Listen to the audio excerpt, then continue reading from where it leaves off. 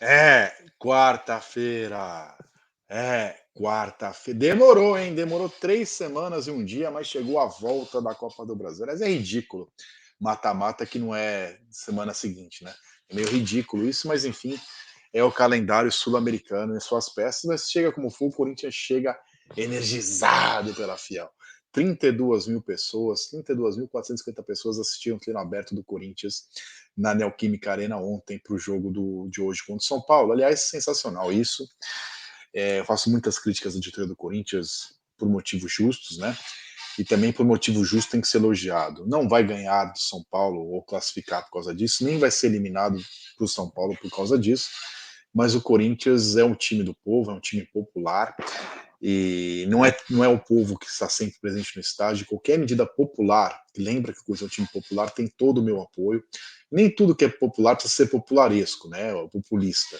Nesse caso, achei uma atitude completamente acertada. Jogadores jovens que podem entrar em campo hoje não teve esse contato em treino, teve hoje, entendeu que é uma decisão. Mas mais do que isso, pessoas que moram do lado ali, na Zona Leste, não podem ir no estádio porque não tem dinheiro, seja na própria Itaquera, Arthur Alvim, Estado Tiradentes, São Mateus, enfim. Passam de metrô e trem ali do lado todo dia e não tem chance de ver o jogo, porque não conseguem pagar um plano de fiel torcedor para poder pagar um pouco menos em alguns jogos, enfim, teve presente no estádio, passou energia para o Corinthians. Corinthians que antes disso fez um treino para valer no CT, né? Então foi muito mais uma congratulação com o seu povo, com a sua gente, que é muito mais importante que qualquer jogador. O Corinthians é o que é por causa de sua torcida. Mas o Corinthians chega ao Morumbi, lembrando que o Corinthians neste milênio teve 10 mata-matas, com o São Paulo ganhou 9. Adivinha quem perdeu? O canalha do Genro preocupado de ser Pereira. Ele perdeu o mata-mata para o São Paulo o ano passado. Então tá 9-1 neste milênio. Neste ano foram 3 majestosos. Um no Morumbi, pelo Paulista, a primeira fase, o Corinthians venceu por 2-1, sob o comando de Fernando Lázaro, à época ainda. Na Copa do Brasil, essa é a segunda vez que Corinthians e São Paulo disputam a Copa do Brasil. Na semifinal de 2002, o Corinthians viria a ser campeão, eliminou o São Paulo. No Morumbi também, na época os clássicos eram todos no Morumbi, né? Teve 2 jogos, os dois no Morumbi, ganhou um, perdeu o outro e classificou no saldo de gols na época, foi para a final e foi campeão. Aliás, São Paulo não é campeão da Copa do Brasil, mas é tricampeão da Copa do Brasil. Com esse repertório que o Corinthians chega, o São Paulo, quando perdeu para o Corinthians na Neoquímica Arena, não tinha Lucas Moura, que vai ser titular, o Lucas ex-Marcelinho Moura, bem lembrar, não tinha Rames Rodrigues, o Corinthians tinha Roger Guedes. O São Paulo ainda podia ter só a Copa do Brasil na temporada, estava pressionado a virar contra o São Lourenço, virou sobre o São Lourenço, e o Corinthians se classificou sobre o New Old Boys nesse período. Então os dois times chegam nas quartas de final da Copa da Sul-Americana.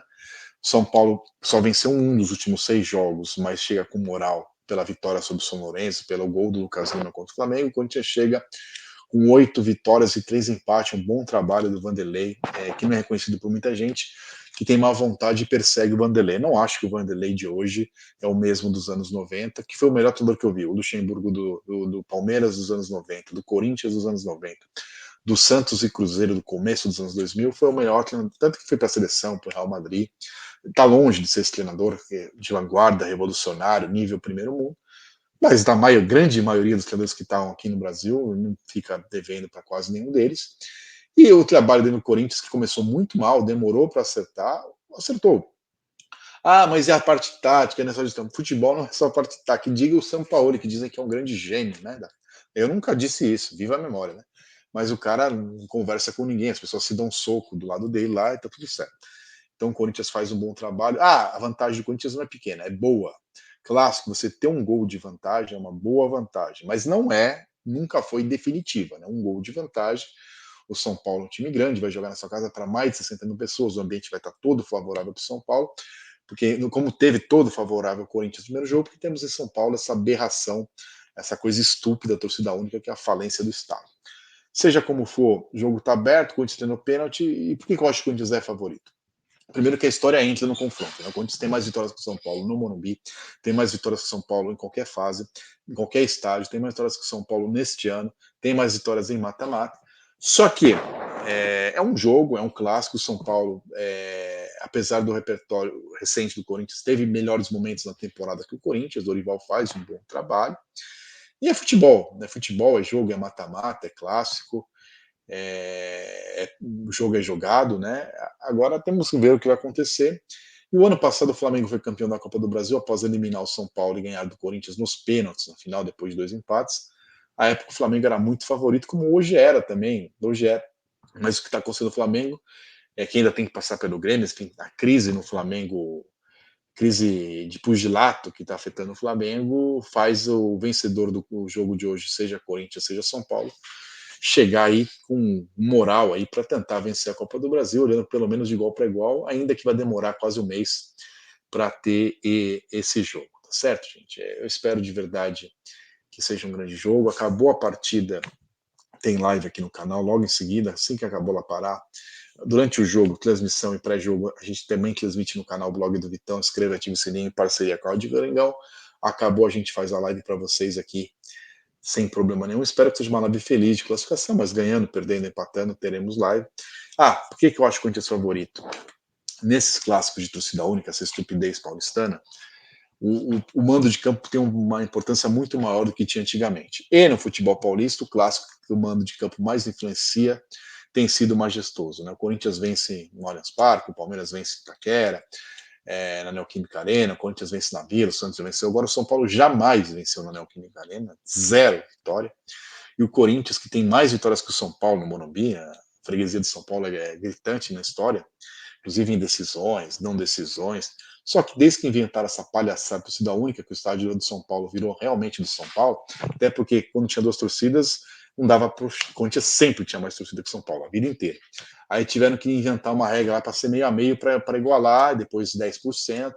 Mas desde que virou torcida única, o Corinthians tem vencido bem menos do que perdido no Morumbi. Venceu em 2017, né? Foi vencer de novo esse ano, ficou 6 anos sem vencer lá, embora o São Paulo nunca venceu em Itaquera. Mas nesses clássicos, o resultado mais comum de torcida única, que foi de São Paulo, tanto é vitória por um gol do mandante ou empate. Óbvio que o Corinthians pode vencer e se classificar, o São Paulo pode vencer por mais de 2 gols, de 2 ou mais gols e classificar. Mas o mais comum é empate ou vitória de um gol do mandante. Empate, o Corinthians está classificado. Vitória de um gol do São Paulo ainda vai para os pênaltis, quando tem um caso. Então, não dá para negar o favoritismo do Corinthians, que é diferente de falar que já passou. É um clássico, tudo pode acontecer, e um gol não é se fosse 3-0, outra coisa, né? E o Corinthians vai sentir a falta do Luciano, esse cidadão que tem medo de jogar contra o Corinthians, então forçou o terceiro amarelo, dando um bico nojento, mal educado, cafajeste na bandeira, um cara que não respeita o escudo alheio. Aliás, espero que nenhum corintiano pisoteie o símbolo do São Paulo, chute bandeira, mostra a educação que o São Paulo, que o Luciano não teve, não o São Paulo, né? Que o Luciano não teve. Alguns têm a cara de pau de reclamar do cartão, que até o Dorival Júnior disse que foi justo, é óbvio, né? Porque não é normal alguém achar normal dar uma voadora no escudo do outro time, né? Tem que ser muito canalha e clubista para achar legal dar uma voadora no escudo do outro time. Espero que ninguém faça isso lá no Morumbi, nem em estádio nenhum. Aliás, na minha casa, eu tenho amigos de todos os times, qualquer pessoa pode, amigo meu, obviamente, né? Pode vir em casa com a camisa do time que for, rival, não rival, Palmeiras, São Paulo. Agora, se alguém vier aqui e der um chute numa camisa minha do Corinthians ou no escudo do Corinthians, aí o bicho vai pegar. Tá certo? Então que respeite esse escudo de qualquer time, em qualquer lugar, é o mínimo de civilização, tá certo? Bom dia, fiel, vai Corinthians, nos vemos na live de pós-jogo aqui no canal Blog do Vitão.